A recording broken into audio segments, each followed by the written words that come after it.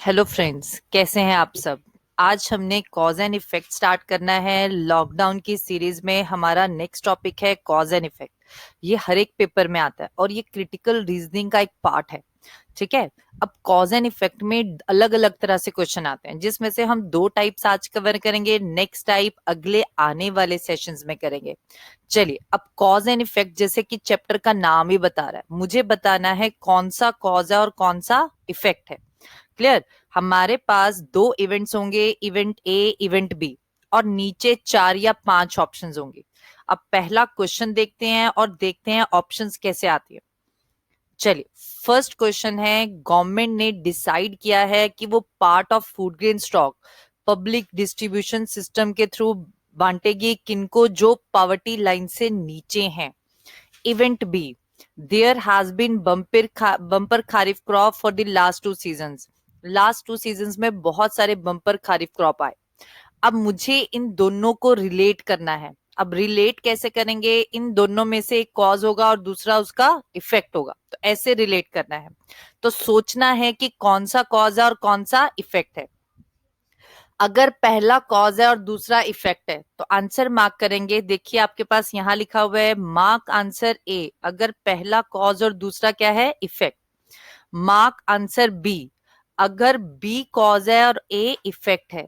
Mark answer C अगर दोनों ही अलग अलग कारण हैं। Mark answer D, D mark कीजिए अगर दोनों इफेक्ट्स हैं इंडिपेंडेंट कॉजेस के। मार्क आंसर ई अगर दोनों ही इफेक्ट्स हैं कॉमन कॉज के। तो पहले आपने इन दोनों को रिलेट करना है। अगर रिलेट नहीं हो रहे तो आंसर सी डी या ई में से होगा। या तो दोनों कारण होंगे, या दोनों इफेक्ट्स होंगे कॉमन कॉज के, या दोनों इफेक्ट्स होंगे कॉमन इंडिपेंडेंट कॉजेस के। क्लियर। चलिए, अब देखिए इसमें आपका आंसर क्या आएगा, B cause A effect. Bumper kharif crop आए लास्ट 2 सीजन्स में, इसलिए गवर्नमेंट ने डिसाइड किया है कि वो फूड ग्रेन स्टॉक को through poverty public distribution system के थ्रू डिस्ट्रीब्यूट करेगा। तो इसमें आंसर आ जाएगा B cause and A effect, यानी कि अपना आंसर आ गया बी। चलिए, सेकंड क्वेश्चन पे चलते हैं। सेकंड क्वेश्चन में क्या है, लास्ट वीक एमटीएनएल ने अपने टेलीफोन नंबर 7 से 8 डिजिट के कर दिए। फिर इवेंट बी में क्या लिखा हुआ है, एमटीएनएल ने और चेंजेस कर दिए, बिलिंग साइकिल बढ़ा दी। ठीक है। अब इसमें फिर से रिलेट करते हैं। क्या पहला कॉज दूसरा इफेक्ट है, बिल्कुल नहीं। या दूसरा कॉज फर्स्ट इफेक्ट है, ये भी नहीं है। ये दोनों अलग अलग हैं। ठीक है। अब दोनों अलग अलग हैं। अब ये देखिए, दोनों इफेक्ट्स हैं कि दोनों कॉजेज हैं। अब देखिए, मेरे पास फर्स्ट इवेंट है कि एमटीएनएल ने ये चेंजेस कर दिए, तो ये नतीजा है। आपके पास रीजन नहीं दिया क्यों किए। क्लियर। तो मेरे पास फर्स्ट इवेंट क्या है, इफेक्ट। दूसरे में भी कह रहा है एमटीएनएल ने और चेंजेस किए, ये भी इफेक्ट है। दोनों इफेक्ट्स हैं, और इफेक्ट्स किसके हैं, कॉमन कॉज के। कारण एक होगा जिसके ये दोनों इफेक्ट्स हैं। तो आंसर आ जाएगा both A and B are effects of some common cause. तो आंसर आ जाएगा ई। चलिए, नेक्स्ट क्वेश्चन पे आते हैं। नेक्स्ट क्वेश्चन में कह रहा है the prices of fruits have dropped substantially during the last few days. Fruits के रेट कम हो गए लास्ट फ्यू डेज में। ठीक है। दूसरे में कह रहा है फूड ग्रेन्स के रेट बढ़ गए लास्ट फ्यू डेज में। अब इसमें देखिए, फ्रूट्स के रेट कम हुए हैं और फूड ग्रेन्स के रेट बढ़ गए हैं। क्या एक कॉज एक इफेक्ट होगा, बिल्कुल नहीं। क्या फ्रूट्स के रेट कम होने की वजह से फूड ग्रेन्स के रेट बढ़े होंगे, बिल्कुल नहीं। तो एक कॉज या इफेक्ट नहीं है। दोनों कारण भी नहीं है, क्योंकि ये तो इफेक्ट है। नतीजा है कि फ्रूट्स के रेट क्या हुए हैं, कम, और फूड ग्रेन्स के रेट बढ़े हैं। तो दोनों रिजल्ट हैं, तो यानी कि दोनों क्या है, इफेक्ट्स। अब दोनों इफेक्ट्स हैं। अब आपको ये देखना है कि ये इंडिपेंडेंट कॉजेज के हैं कि कॉमन कॉज के हैं। अब देखिए, अगर खेती खराब हुई होती तो दोनों के रेट बढ़ते। अब इसमें एक का रेट बढ़ा है और एक का रेट कम हुआ है। तो दोनों इफेक्ट्स कॉमन कॉज के नहीं है, इंडिपेंडेंट कॉजेज के हैं। तो इसमें आंसर आ जाएगा डी। चलिए, नेक्स्ट क्वेश्चन पे आते हैं। Road traffic between the two towns in this state has been disrupted since last week. Road traffic towns के बीच में डिसरप्टेड चल रही है लास्ट वीक से। Rail traffic between the two towns in the state has been disrupted since last week. ठीक है। तो दोनों डिस्टरप्टेड चल रही हैं। अब जैसे कि कर्फ्यू के टाइम पे आपको पता है कि ये दोनों चीजें इफेक्ट है। अगर एयर होता तो भी इफेक्ट होता, ठीक है, तो दोनों पे इफेक्ट पड़ा है। तो ये दोनों इफेक्ट्स हैं। अब आपको ये देखना है कि दोनों इफेक्ट्स कॉमन कॉज के हैं कि इंडिपेंडेंट कॉज। अब जैसे कि लॉकडाउन है तो दोनों लास्ट वीक की वजह से इफेक्ट हुआ होगा, अगर एयर ट्रैफिक होती तो भी इफेक्ट हुआ होता।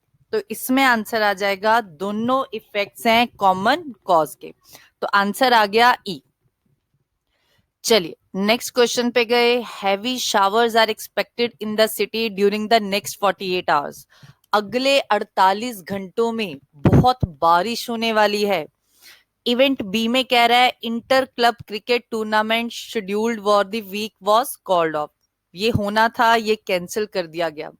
तो इसमें क्या आएगा, पहला कॉज दूसरा इफेक्ट। तो पहला कॉज है और दूसरा इफेक्ट है। चलिए नेक्स्ट क्वेश्चन पढ़ते हैं। नेक्स्ट क्वेश्चन में कह रहा है there has been mass recruitment of IT professionals by Indian IT companies. Indian IT companies mass recruitment कर रही है आईटी प्रोफेशनल्स का। इवेंट बी में कह रहा है many developed countries are increasing outsources IT related functions to India and China. बहुत सारा काम मिलने वाला है आईटी रिलेटेड फंक्शंस का इंडिया और चाइना को। अब इसमें देखिए पहले आप रिलेट करेंगे कि कोई कॉज या कोई इफेक्ट है। हाँ जी, इसमें इवेंट बी क्या है आपका कॉज। बहुत सारा काम आईटी रिलेटेड इंडिया और चाइना को मिलने वाला है, इसलिए वो आईटी प्रोफेशनल्स रिक्रूट कर रही है। तो आंसर आ जाएगा event B cause event A effect. तो B cause and A effect यानी कि बी आंसर। चलिए नेक्स्ट क्वेश्चन पे आते हैं। नेक्स्ट क्वेश्चन में कह रहा है, ध्यान से देखिएगा, नेक्स्ट क्वेश्चन में कह रहा है many farmers have given up jute cultivation as it is no longer economically viable. बहुत सारे फार्मर्स ने जूट कल्टीवेट करना बंद कर दिया क्योंकि उनको लगता है कि ये कोई वायबल नहीं है, मतलब इससे कुछ हमें बचता नहीं है। क्लियर। इवेंट बी में कह रहा है textile ministry has proposed a hike in the minimum price of jute. Textile ministry ने मिनिमम सपोर्ट प्राइस बढ़ा दिया जूट का। ठीक है, अब मुझे इन दोनों का लिंक देखना है। हाँ जी, इसमें देखिए पहले वाला कॉज और दूसरे वाला इफेक्ट।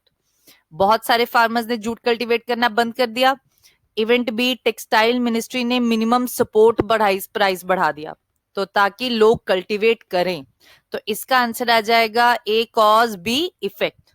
चलिए आंसर अपना ए। नेक्स्ट में कह रहा है miss world contestant flu out of Nigeria. Miss world contestant Nigeria में नहीं हो रहा।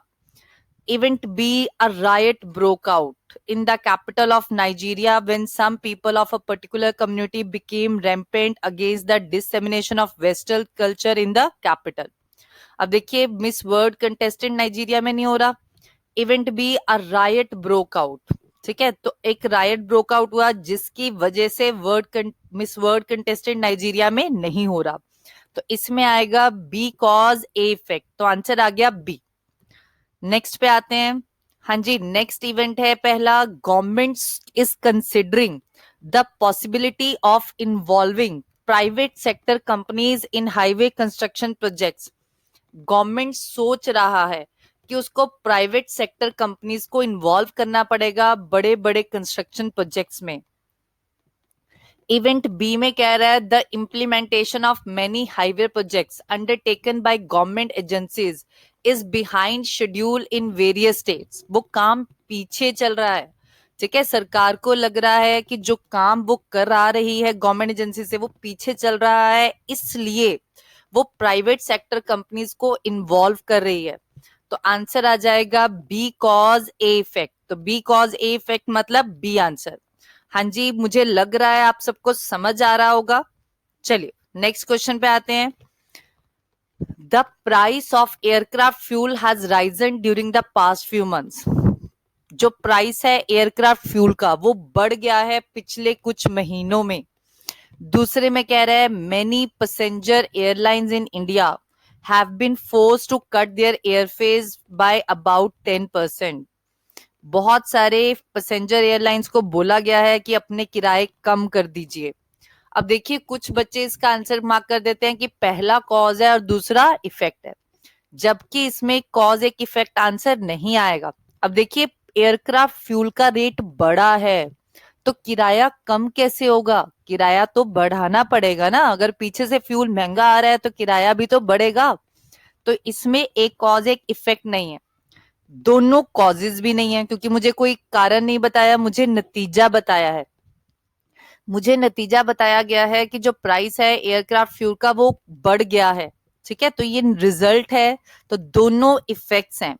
तो मेरा आंसर डी या ई में से होगा। अब देखिए डी या ई में से इसमें आ जाएगा इंडिपेंडेंट कॉजेज, क्योंकि इसमें कह रहा है कि फ्यूल का रेट बढ़ा है और दूसरे में कह रहा है कि किराया कम करें, तो ये नहीं हो सकता। तो इसका आंसर आ जाएगा डी, कि दोनों अलग अलग कॉजेज के इफेक्ट्स हैं। चलिए नेक्स्ट क्वेश्चन पे आते हैं।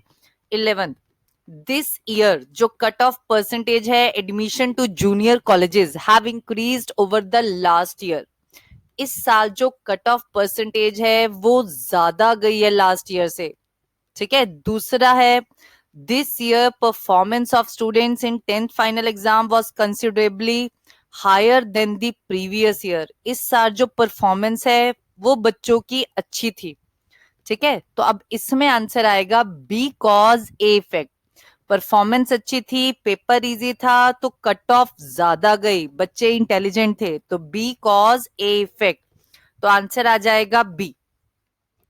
चलिए नेक्स्ट है 12th, the conditions of most of the national highways are very bad. जो रोड्स की कंडीशन है बहुत ज्यादा बैड है। Event B, government has now sanctioned a huge amount of money to maintain the national highways।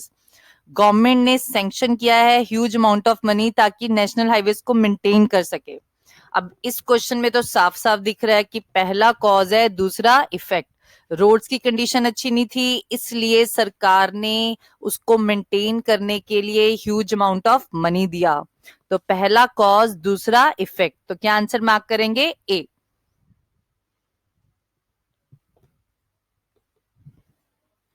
हाँ जी, CLAT के लिए अभी हमने सिर्फ डेमो क्लास लगाई, कुछ क्वेश्चंस किए।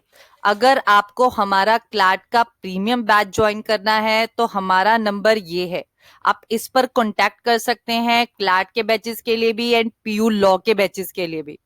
Thank you.